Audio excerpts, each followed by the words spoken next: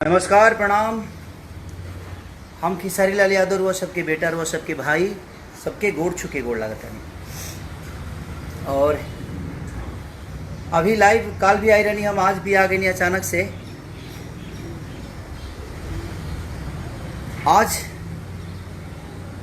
बहुत मैंने रउआ सब फक्र होता हमके कि लड़की पटाना जो हमार गाना एगो रिलीज भइल बा सोनी इंडिया पर, हमार गाना लड़की पटाना 2 नंबर ट्रेंडिंग में बा।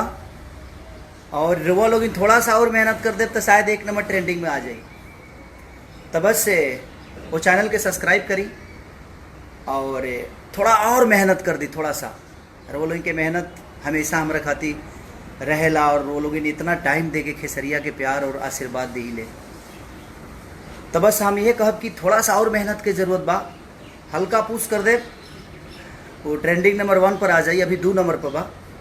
और एगो हमार सिनेमा भी रिलीज़ भइल बा, सिनेमा का ट्रेलर रिलीज़ भइल बा।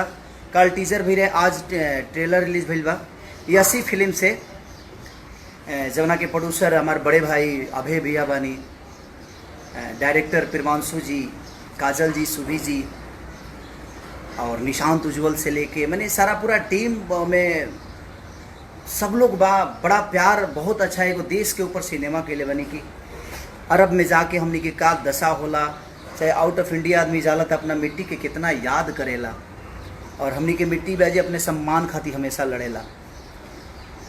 तो देखनी है कि 2 नंबर ट्रेंडिंग पे बता। अभी हम नहाइले भी नहीं खी, अभी वर्कआउट करता नहीं। देख ली लो हमार जिम जौन कि हमारा घर में ही बा। ई है हमार मल्टी जिम, ये है हमारा सारा सेटअप जौन कि अपना घर में ही बनाओ। लॉकडाउन में का करी भाई, बड़ा कहीं जा भी ना पाए आदमी और कोरोना की वजह से। ऐसे जरूर उनकी बहुत बड़ा जिम्मेदारी बा, खुद के बड़ा बचावे के पड़ेला और बड़ी जिम्मेदारी के साथ आदमी काम करेला कि रोल उनके तकलीफ़ ना होके। उनको दिल से प्रणाम कि आप लोग कितनी वर्क करते हैं खेसारी के पीछे। जितने भी मेरे फ़ैन क्लब हैं सबको दिल से प्रणाम कि आप लोग इतनी मेहनत करके और आपने 2 नंबर ट्रेंडिंग पे ला दिया। बस कोशिश और करिए कि ये 1 नंबर पे मैंने 4 बजे तक से पहले 1 नंबर पे आ जाए। आप लोग कोशिश करेंगे तो 1 घंटे में आ जाएगा। बस कोशिश करिए आप सब, बस यही कहने के लिए आया था। और जो मेरा सैया अरब गिलेना अभी ट्रेलर रिलीज़ हुआ है, उसको भी कोशिश करिए जी आप लोग 1 नंबर पे लाइए। उसको भी ट्रेंडिंग में लाना है आप सबको, क्योंकि वो बहुत ज़रूरी है, क्योंकि वो हमारी भाषा की चीज़ है और अपनी भाषा को प्रमोट करना चाहिए हमें। हम नहीं करेंगे तो कौन करेगा, क्योंकि हमारा दायित्व तो बनता है अपने भाषा के हर उस चीज़ को सुने, हर उस आर्टिस्ट को प्यार। तो हम यह कहब कि रितेश बाबू दिल से प्रणाम, विपिन राय अहिर दिल से प्रणाम। थैंक यू, लव यू भाई।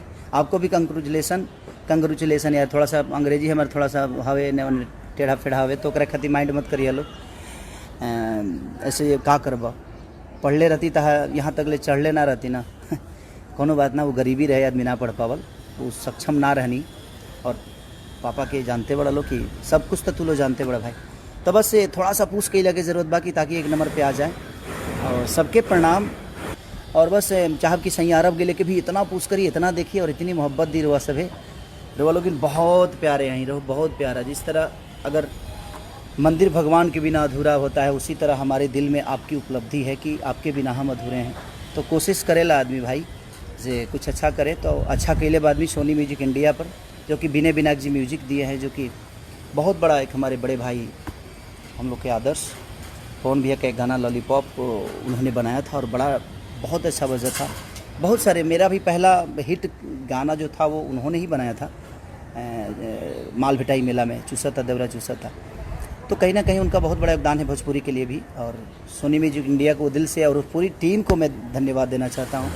अपने वीडियो डायरेक्टर देवेश जी को भी और पूरी टीम को भी, सबको मैं धन्यवाद देना चाहता हूँ। दिल से प्रणाम सबको। और बस सैया अरब गिले के टेलर को भी ढेर सारा आशीर्वाद प्यार दीजिए। अभय भैया को, प्रिमांशु जी को, काजल जी को, आपके सुभी जी को, निशांत उज्जवल, मैंने जितने भी उस टीम से जुड़े हुए हैं यसी फिल्म से, सबको आप प्यार आशीर्वाद दीजिए। और ट्रेंडिंग पे लाइए सैया अरब गिले को भी। और एक तो ट्रेंडिंग पे 2 नंबर पे है, उसको 1 नंबर पे लाने का काम करिए। Love you. अब थोड़ा सा वर्कआउट कर लूँ मैं और भी बहुत सारे काम है आप लोगों के लिए ही सोचने के लिए, आप लोग के खुशी के लिए कुछ करने के लिए टाइम देना पड़ता है हमें। तो उसके लिए सबसे सूरज भारद्वाज बाबा प्रणाम, बाबा प्रणाम, दिल से प्रणाम, सबके दिल से प्रणाम। अनामिका राजन प्रणाम बहन। और इसको 1 नंबर पे जल्दी लाइए आप लोग, और ट्रेलर को भी 1 नंबर पे लाइए, और अपने गाना को भी। Love you all.